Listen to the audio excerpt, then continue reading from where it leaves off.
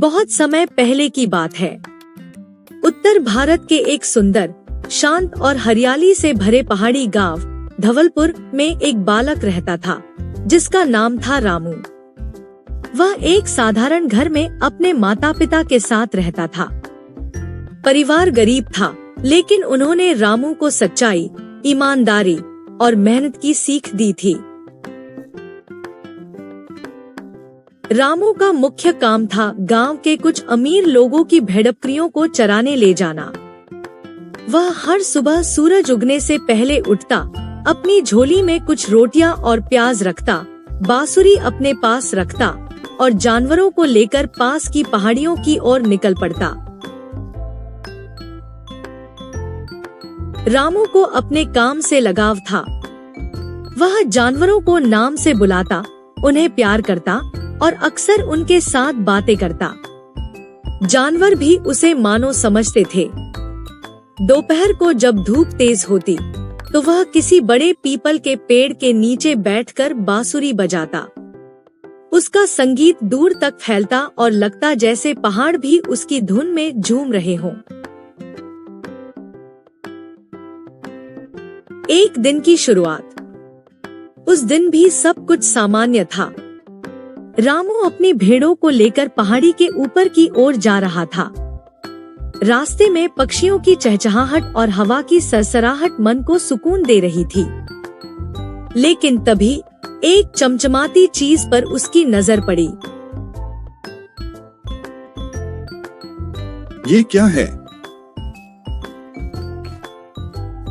रामू ने सोचा। पास जाकर देखा तो एक छोटी सी चमड़े की थैली जमीन पर पड़ी थी।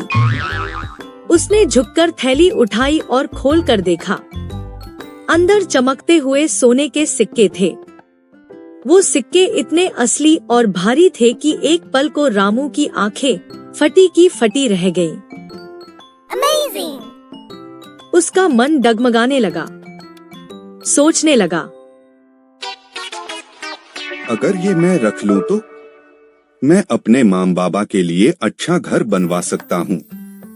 रोज रोटी के लिए चिंता नहीं करनी पड़ेगी। नए कपड़े और बकरियां भी खुद की होंगी। लेकिन तभी उसकी अंतरात्मा ने कहा, रामू, ये तुम्हारा नहीं है। किसी की मेहनत की कमाई हो सकती है। अगर तेरा कुछ खो जाए तो क्या तू नहीं चाहेगा कि कोई तुझे वापस दे? रामू का दिल भारी हो गया, लेकिन उसने फैसला कर लिया, वो यह थैली लौटाएगा। गांव में वापसी। शाम को वह जानवरों को लेकर वापस गांव लौटा। वह सीधे गांव के मुखिया हरिदेव जी के पास गया, जो न्यायप्रिय और समझदार व्यक्ति माने जाते थे। रामू ने उनके सामने थैली रख दी और पूरी बात बताई। मुखिया जी ने थैली उठाई, गिना तो कुल 100 सोने के सिक्के थे। उसी वक्त एक बूढ़ा आदमी, नाम था रघुनाथ, गांव की सभा में आया। वह कांपते हुए बोला, मेरा सब कुछ चला गया मुखिया जी। मेरी जीवन भर की कमाई, वो थैली जिसमें सोने के सिक्के थे, गिर गई है। मैं शहर से आया हूँ और यहीं कहीं गिर गई होगी। मुखिया जी ने मुस्कुराकर रामू की ओर इशारा किया और बोले, तुम्हारी थैली मिल गई है रघुनाथ जी, और इसे लौटाने वाला ये नन्हा चरवाहा है रामू। बूढ़े रघुनाथ की आंखों से आंसू निकल पड़े। उसने रामू को गले लगाया। बेटा, तुम जैसे लोग बहुत कम होते हैं। मैं तुम्हें इनाम देना चाहता हूँ। ये सारे सिक्के तुम्हारे हो सकते थे, लेकिन तुमने सच्चाई चुनी। रामू ने हाथ जोड़ लिए और कहा, बाबा, मैंने सिर्फ वही किया जो सही था। मेरे माँ बाबा ने सिखाया है, दूसरों की चीज पर नजर मत डालो।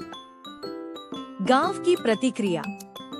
इस घटना के बाद पूरा गांव रामू की ईमानदारी की मिसाल देने लगा। बच्चे उसे आदर्श मानने लगे, बड़े उसकी तारीफ करने लगे। और मुखिया जी ने गांव की पंचायत में सबके सामने घोषणा की। रामू जैसे बच्चे इस समाज की रीढ़ हैं। हम सबको उनसे सीख लेनी चाहिए। गांव की तरफ से हम रामू को पढ़ाई के लिए सहायता देंगे। कुछ सालों बाद रामू ने मेहनत और ईमानदारी से पढ़ाई की। वह गांव का पहला लड़का बना जो शहर जाकर पढ़ा और अफसर बना।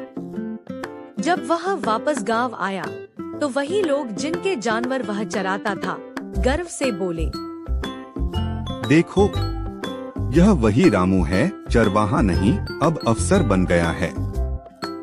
लेकिन अब भी पहले जैसा विनम्र और सच्चा।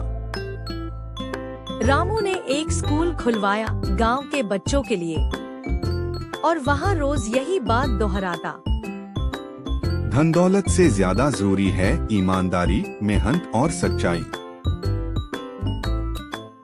सीख, ईमानदारी कभी व्यर्थ नहीं जाती। जो सच्चाई का रास्ता चुनता है वह जिंदगी की हर लड़ाई जीतता है। छोटे कर्म बड़े